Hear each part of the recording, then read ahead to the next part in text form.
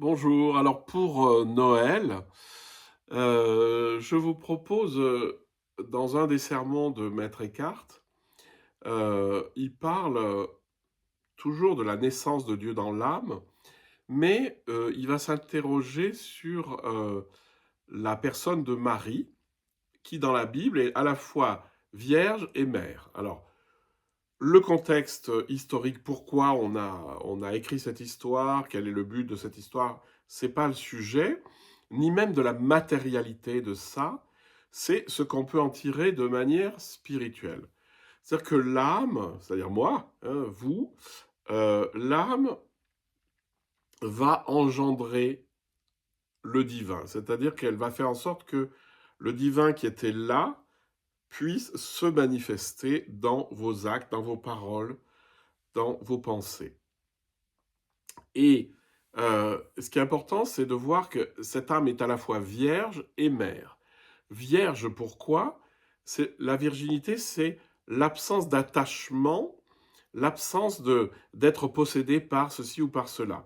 Donc c'est le symbole finalement de le grand espace intérieur, vierge de tout, hein. Comme on dit que une région est totalement vierge, bon, c'est juste parce qu'il n'y a pas d'être humain dessus, parce qu'il y a toujours quelque chose, hein.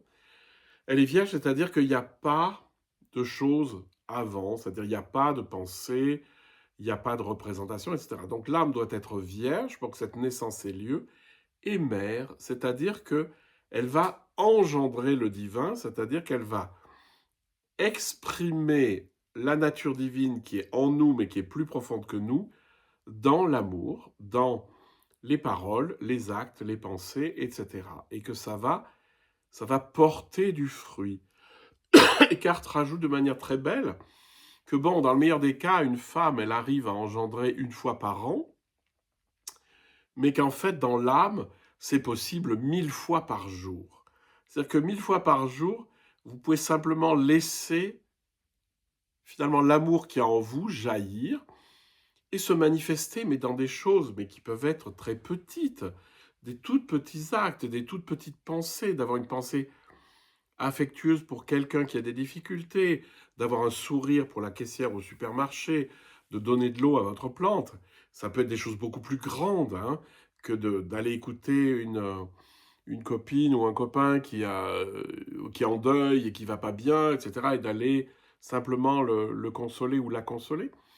Voilà, donc c'est cette idée de Marie qui est à la fois vierge et mère, et ça correspond à l'âme qui doit être à la fois vierge de tout, c'est-à-dire le grand vide des représentations et des choses qui nous rendent petits, et plein d'amour, donc d'être mère, d'engendrer cet amour dans les actes, dans les pensées et dans les paroles. Bon Noël.